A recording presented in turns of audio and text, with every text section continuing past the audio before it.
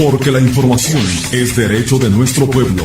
Bienvenidos a Actualidad Informativa. La verdad bien dicha con objetividad, imparcialidad y transparencia. Noticias, entrevistas, comentarios, política, cultura, crónica y espectáculo en Actualidad Informativa. Una nueva alternativa moderna en noticias, con periodistas especializados en la comunicación social. Actualidad Informativa. La verdad bien dicha.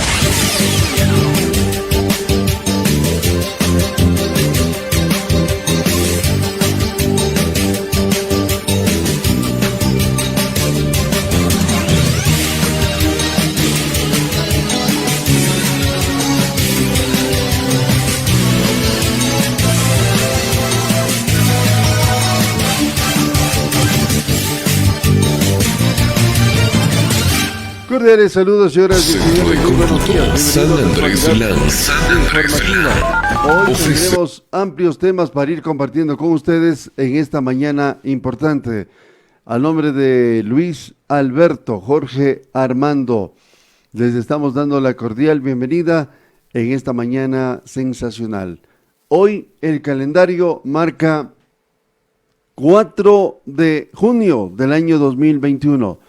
Al nombre de Luis Alberto Jorge Mando, de la licenciada Mónica Janet Vallejo Ruiz, gerente general de este medio de comunicación, les estamos dando la cordial bienvenida. Mi nombre es Miguel Ángel Carrillo Montero, quien les da la bienvenida en esta mañana importante.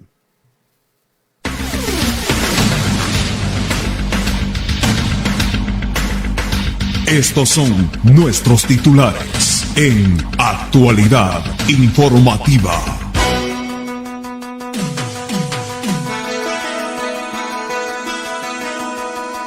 Bienvenidos a nuestro tablero de noticias de estos nuestros principales temas que hoy generan información.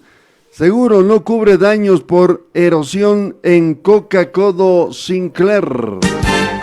Noticiero Actualidad Informativa. La verdad bien dicha. Guarderas dice que es vicealcalde de Quito y pide no celebrar contratos a último minuto porque asumió la alcaldía de Quito Metropolitano. Noticiero Actualidad Informativa. La verdad bien dicha. Consejo de Quito vota a favor de remoción de Jorge Yunda. Noticiero Actualidad Informativa. La verdad bien dicha. Las primeras declaraciones públicas de Jorge Yunda luego de la remoción. Jorge Yunda no acudió a su despacho en la alcaldía la mañana de este 3 de junio. Noticiero Actualidad Informativa. La verdad bien dicha. La ley 42 de Palacio de Correa le costó al país aproximadamente 738 millones de dólares. Noticiero Actualidad Informativa. La verdad bien dicha. Vacunación herramienta para seguir pulso de inmunización al COVID-19. Noticiero Actualidad Informativa. La verdad bien dicha. Chimborazo ya cuenta con la nueva gobernadora. Fue nombrada el pasado 2 del presente mes, la señora María José Pontón Mancero. Estamos ya con la licenciada o con la máster Nancy Olmedo, presidenta de la UNE, acá en la provincia de Chimborazo. Máster, muy buenos días, bienvenida a través de Actualidad Informativa. Conocemos de que el presidente constitucional de los ecuatorianos, el señor Guillermo Lasso, ha dispuesto ya el retorno paulatino a sus actividades académicas en algunos establecimientos educativos del país. Aquí en Chimborazo, ¿cómo están las actividades? Máster, buenos días, le escuchamos, buenos días, bienvenida. Miguelito, muchísimas gracias. Un saludo a todos y cada uno de los que nos siguen en este importante medio de comunicación. En verdad, en cuanto a la situación que se viene ya avisorando, como es un retorno progresivo, voluntario, aparentemente, entre comillas, a clases, Nosotros no nos oponemos a un retorno a clases, pero sí nos oponemos a un retorno sin seguridad, sin escuelas que hayan sido intervenidas, estructuradas para aquello, porque no es un retorno normal, no es un retorno porque ya pasó pandemia, no es un retorno porque todos estamos vacunados. O sea, es un retorno que sí va a complicar la situación del estudiante, del padre de familia y de los mismos maestros. O sea, eso no se está analizando, no se está preveyendo porque no se está invirtiendo en educación. Simple y llanamente la disposición y allá, sálvese quien pueda, en otras palabras. Entonces, no es posible que se lance esa disposición sin que ellos hayan visto por la bioseguridad, la vida de los estudiantes, de padres de familia y de maestros. Nosotros aún no estamos vacunados el 100%, la segunda dosis. En la primera dosis estamos vacunados un 90%. Bueno, debido a que muchos tampoco es que quisieron aceptar, ¿no? Hay que también decirlo. Muchos maestros no aceptaron la vacunación. Pero la segunda dosis apenas estamos un 20%, igual falta mucho que hacer por vacunar a los maestros. Eso tampoco estamos vacunados en contra del COVID, los maestros mucho menos, estudiantes o padres de familia. ¿Ellos acaso no importan? Esa es nuestra pregunta. ¿Ellos sí son inmunes? Que ya se ha demostrado que no, que hoy la juventud también está siendo afectada por esto del COVID. Niños, jóvenes están siendo afectados. No sé cuál es la razón, cuál es la urgencia de un retorno a clases sin que el gobierno dé o dote de un solo dólar para la bioseguridad de la comunidad educativa. Máster, ustedes han socializado ya cómo va a estar este retorno, han exigido, han pedido algunas cosas al señor presidente de la República, han mantenido diálogos con las autoridades correspondientes, o cuál es el objetivo fundamental y prioritario de este retorno a las actividades académicas, licenciado Olmedo. Bueno, sí, nosotros hemos venido acudiendo a las instancias que corresponden desde anteriormente. Miren, nosotros hace muchos meses atrás hemos solicitado a la Defensoría del Pueblo, hemos solicitado al mismo ministerio, inclusive enviamos una carta al señor Lazo antes de que se posesione. Esas cosas nosotros hemos venido trabajando para que se vea por una verdadera educación, se respete a la vida de la comunidad educativa, docentes, padres de familia y estudiantes. Pero hasta este momento, lo único que se está haciendo aparentemente a cuentagotas es la vacunación, ¿no?, de la segunda dosis, que ya se está haciendo, pero al docente, más no al padre de familia, mucho menos al estudiante. Aún no existe, ni siquiera existe la vacunación a los administrativos. Eso también es otra parte de la educación. Entonces hay muchas cosas que no se están viendo, pero existe la disposición. Entonces no vamos nosotros a aceptar así fácilmente. Continuamos insistiendo a que esto se analice primero. Miren, nosotros escuchábamos inclusive un pronunciamiento del mismo sistema de salud. No sé si no se ponen de acuerdo, no conversan, no dialogan, de que en educación existe la disposición de un retorno a clases, pero en salud existe una disposición de que sigamos evitando concentraciones, sigamos evitando estas movilizaciones, seguimos con el transporte de que cuidado el 50, el 75%, nada más. Entonces no entendemos cómo es esa situación, de que en un lado se prohíbe algo y en otro lado se abre el paso a que se dé la situación.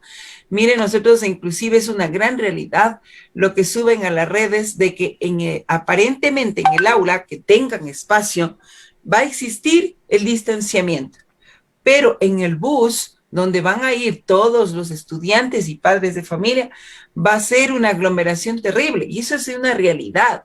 Miren, yo en el sector de Guamote, para movilizarse los estudiantes que vienen de una hora y media de viaje, para llegar a la ciudad de Guamote, al Velasco Ibarra, vienen en camionetas hacinados, unos sobre otro, unos colgados. O sea, esa es la realidad de nuestro sector, porque ahí no existe un medio. Mire, hace tiempo se hablaba de que el gobierno iba a dar, por eso cerraron escuelas cerraron escuelas comunitarias porque, según decía el gobierno anterior, el de la década pasada, decía que él va a dar el bus para que se muevan los estudiantes. Jamás hubo ni un asno, peor un bus.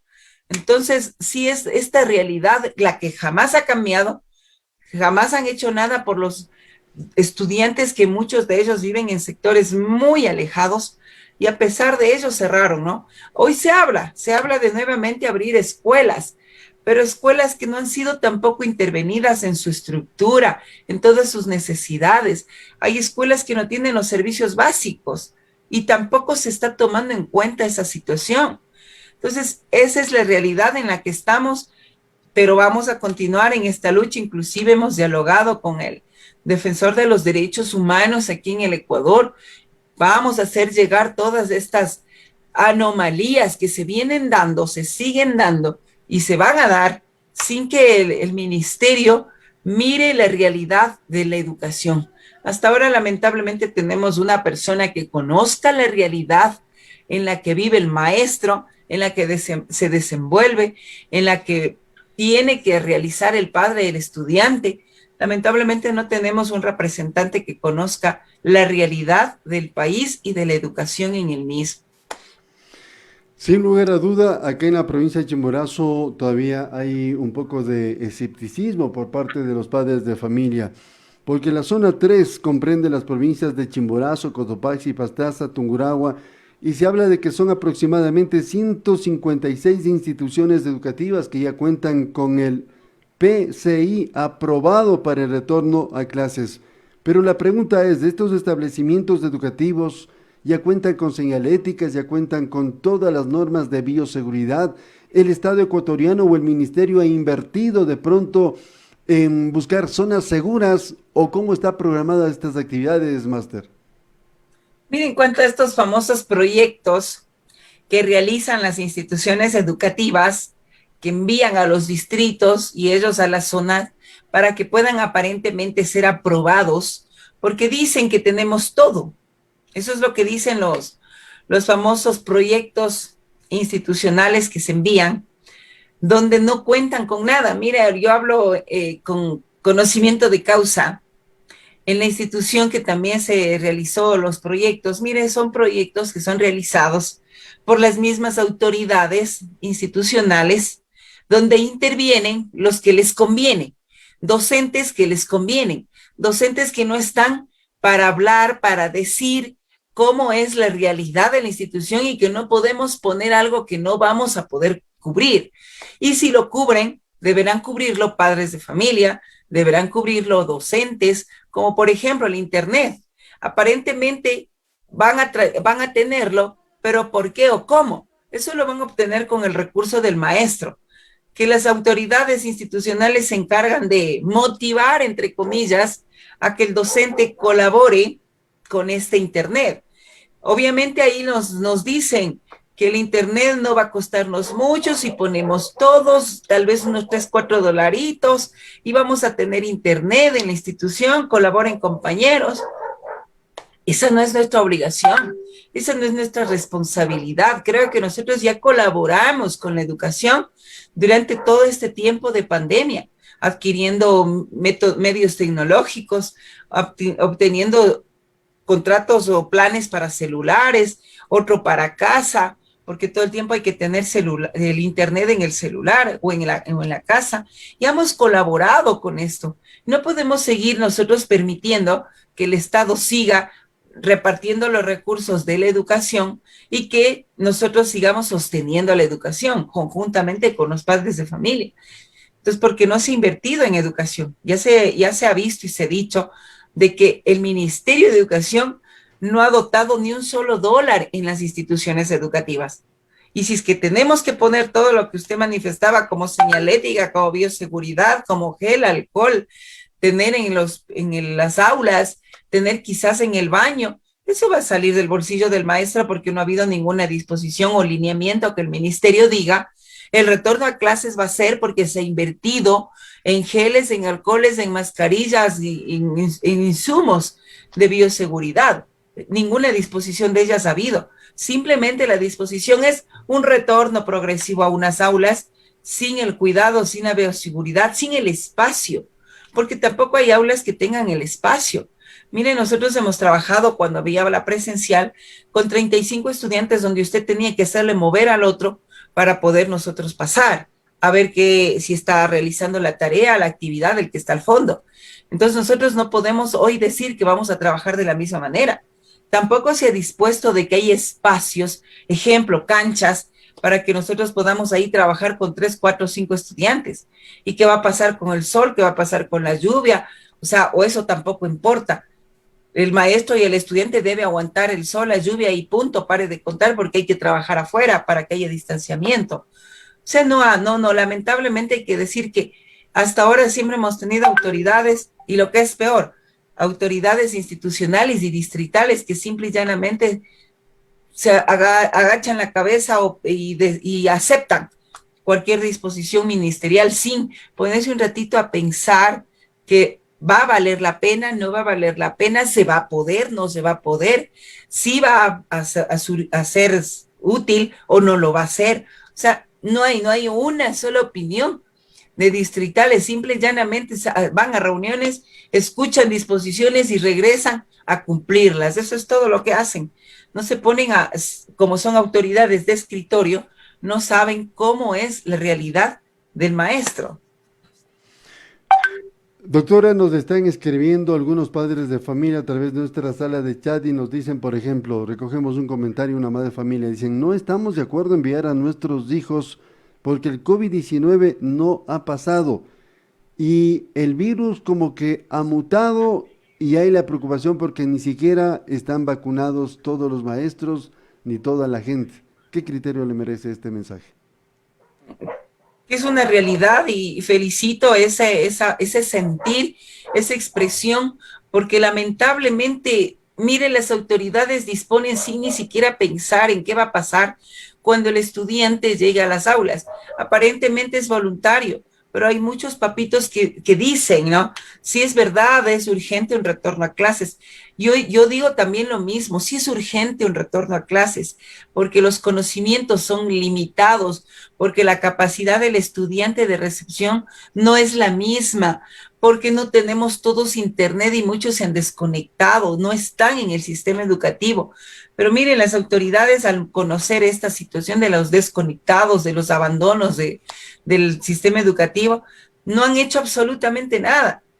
Y lamentablemente quizás muchos papitos dirán, es necesario, pero muchos, como lo acaba usted de decir, no lo quieren hacerlo, porque a veces es preferible perder un año que perder la vida, que no se va a poder recuperar jamás. Entonces, por lo menos dentro del sistema educativo, cualquier año volveremos a volver a tener el conocimiento, a compartir el conocimiento y a fortalecer el conocimiento de los estudiantes para que salgan de una manera correcta como debería ser, ¿no? No como hasta ahora estamos, que estudiantes estén o no estén en el sistema educativo, van a pasar de año, porque ese es el decreto, que deben pasar de año, no pueden perder de año dentro de esta pandemia. Entonces, pero estamos les haciendo un gran daño a los estudiantes cuando la disposición del ministerio debería ser otra, dotar de internet gratuito, dotar de aparatos tecnológicos, dotar de medios, dotar de lugares donde puedan ellos ingresar a un internet gratuito y puedan trabajar dentro de comunidades, sectores y barrios, que eso debería ser el Ministerio de Educación y no la disposición de un retorno sin ninguna protección a los estudiantes. Ellos dicen, ¿no?, que el docente debe encargarse del distanciamiento, de la bioseguridad, pero ¿cómo hacerlo? Si en casa, con 2 o 3 hijos, no podemos cuidar el distanciamiento. Peor en la institución con 35, 40 estudiantes, va a ser imposible. Y mucho menos si va a un curso, 2 cursos, 3 cursos. Mire, no vamos a poder controlar a los estudiantes de que no se acerque, no tome agua con él, esté lejos de él, no converse con él, no se saque la mascarilla nunca. O sea, va a ser imposible. Cuando ellos compartan un alimento, obviamente van a sacarse la mascarilla, van a conversar, van a dialogar cerca. Y eso no vamos a poder controlar. Va a ser un contagio masivo porque, como dice la persona que escribió el mensaje, se está mutando el virus y está haciendo mucho más daño. Los jóvenes también están siendo afectados, pero lamentablemente eso no miramos, no no vamos a controlar. Mire, yo veía en el internet ayer que decía, si le sacamos a un lugar comercial y no queremos ir a clases. Así dicen muchas personas también que quizás no tienen hijos, pero comentan esa situación también.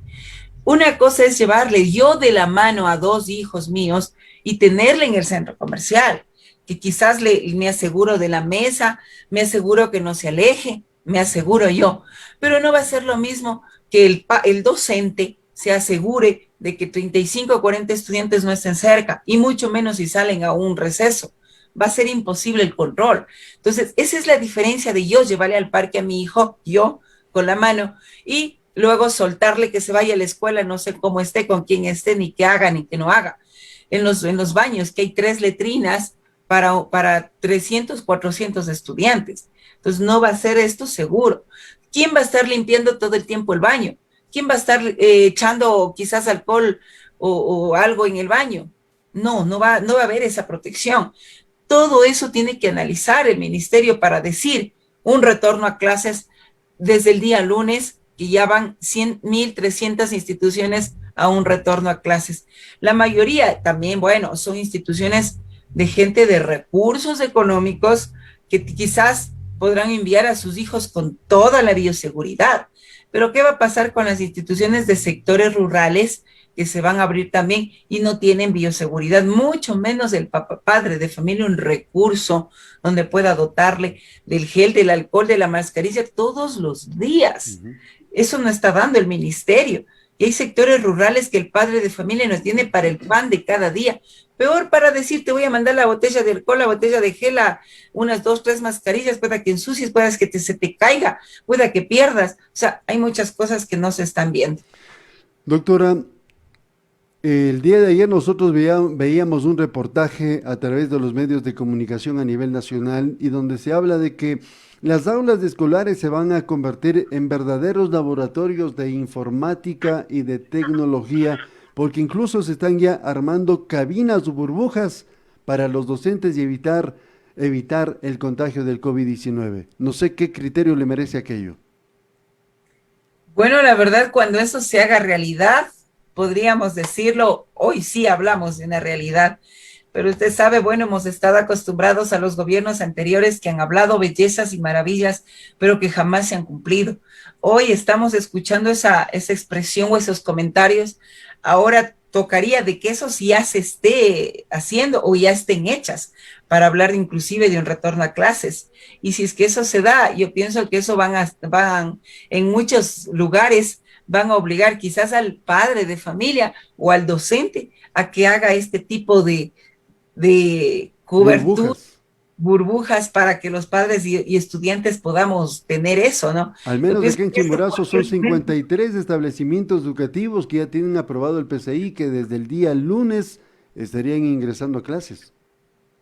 Pero yo le aseguro que ninguna de ellas tiene todos estos que usted acaba de mencionar de las burbujas para estudiantes y para padres de familia, porque no se ha conocido que el ministerio está invirtiendo en educación y tampoco se ha dicho que el ministerio está invirtiendo en educación. Ningún medio de comunicación ha indicado o ha visto este tipo de escuelas de que estén ya hechas para que se pueda nosotros retornar a clases. Simplemente los famosos proyectos dicen de un retorno a clases que tienen todo. ¿Por qué? Porque hay el aula, porque hay el baño, porque hay la cancha. Por eso aparentemente están aceptadas de que sí se puede retornar a clases y que quizás no hay muchos estudiantes.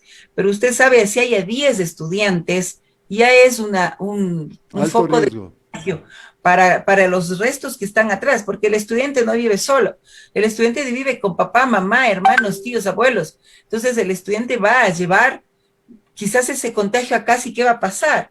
¿Qué va a pasar con los padres? ¿Qué va a pasar con los abuelos? ¿Qué va a pasar con los hermanos? Y eso no se está diciendo. El estudiante simple y llanamente, quizás como no son muchos, llegará hay instituciones, bueno, que son en el sector rural, que podemos decir que tienen unas 100, 200, 300 estudiantes. No es lo mismo que en otras instituciones tenemos 1,000, 2,000 estudiantes. Pero también ya, como le digo, si son 10, ya es bastante el problema que va a causar este retorno a clases con estas instituciones educativas que quizás podrían, muchas de ellas, tener recursos, pero otras no tenemos esos recursos. En otro tema, ustedes lucharon tanto por tener una ley orgánica de educación intercultural. Se aprobó, se publicó en registro oficial. El ex ministro de Economía dijo que era inconstitucional porque no hay los recursos económicos. Ustedes demostraron que sí hay el financiamiento necesario. Luego hubo un proceso de parte del Instituto Ecuatoriano de Seguridad Social, decía que el seguro podía ir a la quiebra porque los recursos económicos no existen en las arcas públicas. Bueno, ¿en qué quedó esta ley? ¿Sigue vigente o está en stand-by? Lamentablemente, Miguelito, está suspendida y está suspendida, lo que es peor, por quien debe defender, debe luchar, debe pelear contra quien sea para defender los derechos de los ecuatorianos. La Corte Constitucional de aquí de nuestro país lamentablemente acepta una acción de inconstitucionalidad de un abogado que aparentemente aparece a defender el IES cuando debió haber aparecido a defender tantos actos de corrupción que acabaron con la vida de muchos ecuatorianos por estos actos de corrupción, donde no había medicinas, donde se robaban los kits alimenticios, donde se robaban las mascarillas y tantas cosas que hicieron en contra de los ecuatorianos y dejaron que mueran por miles aquí en el Ecuador. Ahí no apareció ninguno, pero hoy aparece el abogado Luis Bustos conjuntamente con el procurador general del IES, Mauricio Galarza, a defender el IES, porque si el maestro se jubila a los 30 años, el IES quiebra, porque si el maestro gana $1,000, el IES quiebra. Algo absurdo, algo inconstitucional que esperamos que la Corte haga su papel, haga su función, porque caso contrario acudiremos a quienes tengamos la necesidad de hacerlo, si es necesario a niveles internacionales, si es necesario a volver a salir a las calles, si es necesario a cerrar las vías, porque no es posible que un derecho ganado por los maestros, padres de familia y estudiantes, hoy la Corte quiera negarnos ese derecho. La Corte tiene aparentemente un tiempo para resolver esta acción de inconstitucionalidad planteada por estos dos señores, hasta creo yo el 15 de este mes. Ella tiene ya que resolver y que indicar qué es lo que se hace con las reformas a la LOI. Nosotros hemos viajado, inclusive le cuento, el día 2 de junio, estuvimos en la capital el día miércoles, nos concentramos miles de maestros de la Unión Nacional de Educadores en defensa de la LOI. Una LOI que no solamente ampara al maestro, sino ampara al estudiante y al padre de familia. La LOI abarca a todos nosotros como padres de familia, como estudiantes y como maestros. Por eso acudimos el día 2 de junio hacia la capital a exigir a la Corte este derecho de que se aplique y se respete la LOI, de que los señores, tanto Bustos como el señor Galarza, lo que se deben preocupar es de recuperar los 15 millones que deben el Estado al IES. Por eso está quebrando, porque se llevaron esos recursos, recursos de nosotros, de los servidores públicos que aportamos mes a mes y que no debemos un solo dólar al IES. Entonces, esos recursos deben preocuparse en recuperar. Mire, existen más de 200 millones de dólares que adeudan los empleadores privados del IES. No pagan, no cancelan. Eso debe estarse preocupando el señor Bustos y el señor Galarza, de recuperar esos dineros para que el IES no quiebre.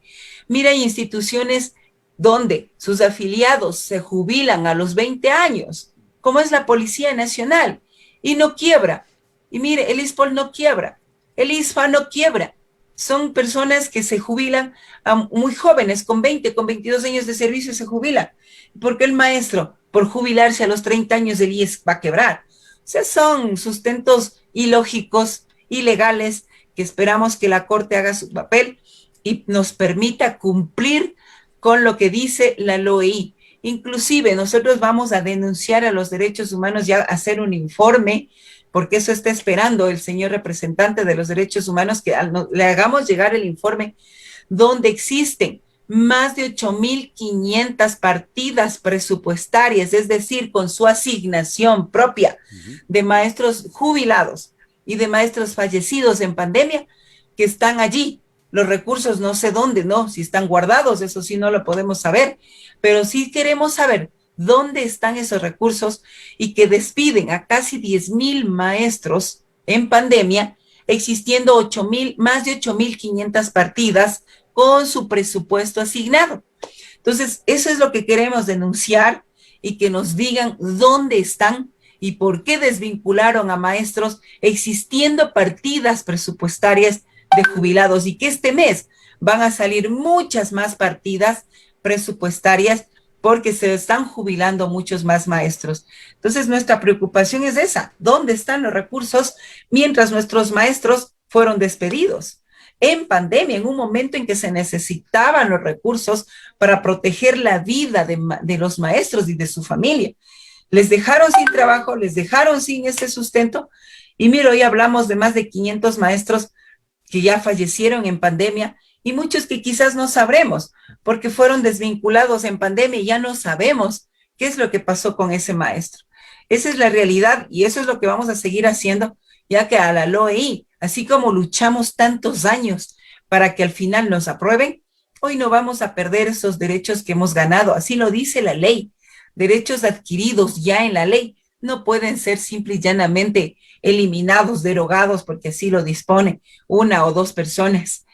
Tenemos que hacer valer los derechos de los millones de ecuatorianos, porque como le digo, la ley no es solamente de los 200.000 maestros, sino también de miles de ecuatorianos que están detrás de los padres de familia, de los estudiantes. Bueno, Máster, le cuento que nos siguen llegando mensajes y le voy a leer el último que dice lo siguiente. No hay medicinas ni camas en los hospitales. No hay garantías para nuestros hijos que regresen a las clases. Niños y adolescentes que pueden ser contagiados con el COVID-19 nos están escribiendo. Es que esa es una realidad. Todo el mundo, eso le digo, no se ponen de acuerdo el Ministerio de Educación con el Ministerio de Salud.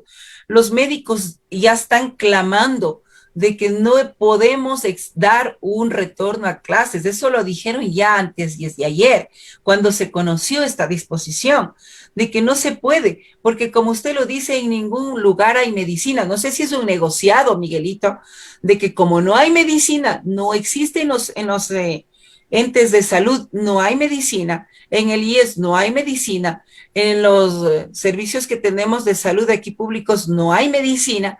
No sé si el negocio es de que se enfermen muchas más personas, compren más medicinas en las farmacias o en los centros de salud privados, donde quizás el padre de familia se vea obligado a salir a buscar un lugar privado y hacer atender a su hijo o a su hija.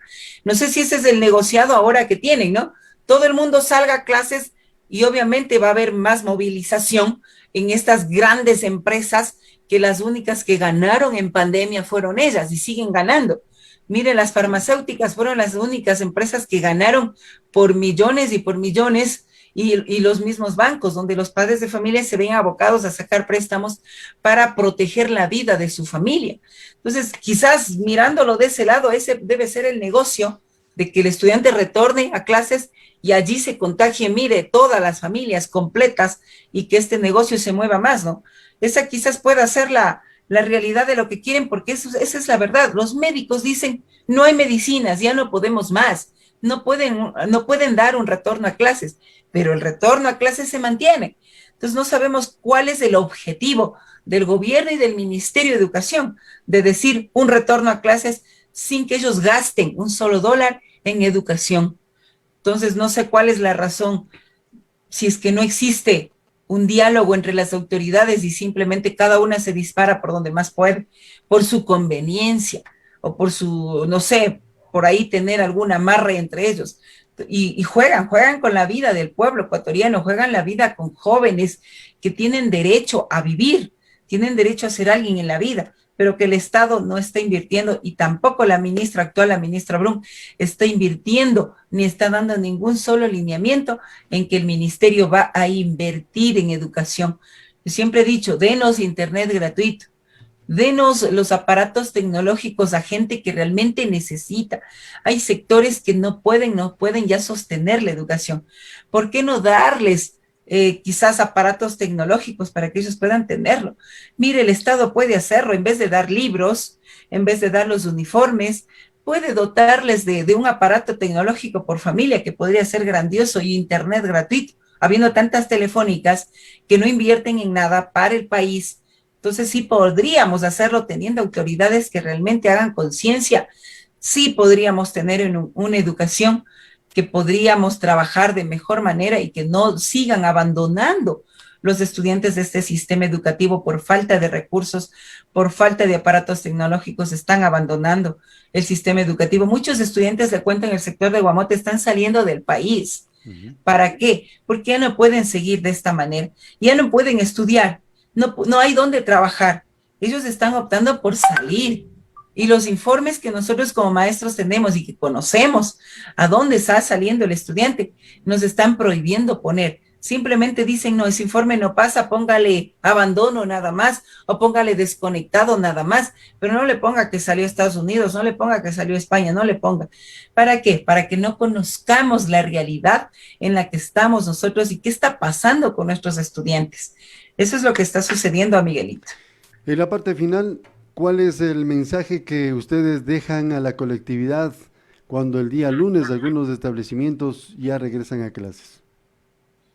Yo lo que me quedaría decir a todos los padres de familia, y yo como madre de familia, proteger la vida de mi hijo y exigir, obligar al Estado en los distritos, en las instituciones educativas, obligar a que se muevan, a que hagan algo, y que lo que deben hacer es dialogar con la autoridad superior, movilizarse las autoridades y decir, no pueden regresar a clases nuestros estudiantes, no quieren regresar a clases. ¿Por qué? Porque corren en riesgo la vida de nuestros hijos. Eso tenemos que hacer un llamado, gritar en los medios, en las redes sociales, en las mismas instituciones educativas, en los mismos distritos, ponernos allí a hacer plantones con toda la bioseguridad, nosotros como padres de familia, y defender la vida de nuestros hijos. Nosotros como Unión Nacional de Educadores seguiremos luchando en las calles, porque solamente allí es donde el pueblo es escuchado. Caso contrario, el pueblo es ignorado. El pueblo solamente es tomado en cuenta en campaña y lo sabemos. El resto nos abandonan, autoridades nos abandonan. Miren, ¿quién se ha acordado ya cuando ha estado en el puesto? Entonces sí es necesario que el pueblo exija, luche y grite en las calles si es necesario. Nosotros como Unión Nacional de Educadores seguiremos en las calles, estamos organizándonos nuevamente para el 10 de junio volver a salir a las calles antes de que la Corte dé su veredicto, volver a salir a las calles, porque el derecho a la educación es de todos los ecuatorianos, de pobres, de ricos. Es ese derecho. Ahorita solo estudia el rico, el pobre está afuera. Entonces sí es necesario, tendremos que hacerlo en las calles, porque es la única forma que tenemos que el pueblo sea escuchado. Y a nadie nos visite en las casas, y a nadie nos dice en los medios que van a luchar por nosotros. Ya ninguna autoridad lo dice. Lamentablemente es así. Nosotros sí podemos hacerlo y seguiremos haciéndolo en las calles, exigiendo y luchando para que la ley se respete, para que la Constitución se cumpla, donde el Estado garantice la educación, la salud y el trabajo, que no lo están haciendo hasta ahora. Esperamos que el 10 de junio nuevamente volveremos a convocar por los medios de comunicación, salir en defensa de la vida de nuestros estudiantes, de nuestros padres de familia, de nuestros maestros y de la sociedad en general. Seguimos adelante con fe en Dios, que todo se puede. Pero si no hablamos, si no decimos, nadie nos va a escuchar, nadie nos va a dar nada. Muchísimas gracias, Miguelito. Una linda mañana a todos los que estuvieron en este medio de comunicación tan importante, que siempre nos ha dado el espacio para decir la verdad y la realidad de lo que está sucediendo en educación. Mañana sábado estaremos reprisando este espacio de noticias a las 7 en punto en la mañana. A nombre de Luis Alberto Jorge Armando Carrillo Vallejo, de la licenciada Mónica Janet Vallejo Ruiz, gerente general de este medio de comunicación, les decimos muchas gracias por habernos permitido ingresar a cada uno de vuestros hogares. Mi nombre es Miguel Ángel Carrillo Montero. Permiso. hemos culminado una jornada más de entrevistas, comentarios y contacto directo con el amplio mundo de la noticia local, nacional e internacional. En Actualidad Informativa, la verdad bien dicha. Aspiramos a haber cubierto su requerimiento de información. En cualquier momento volveremos.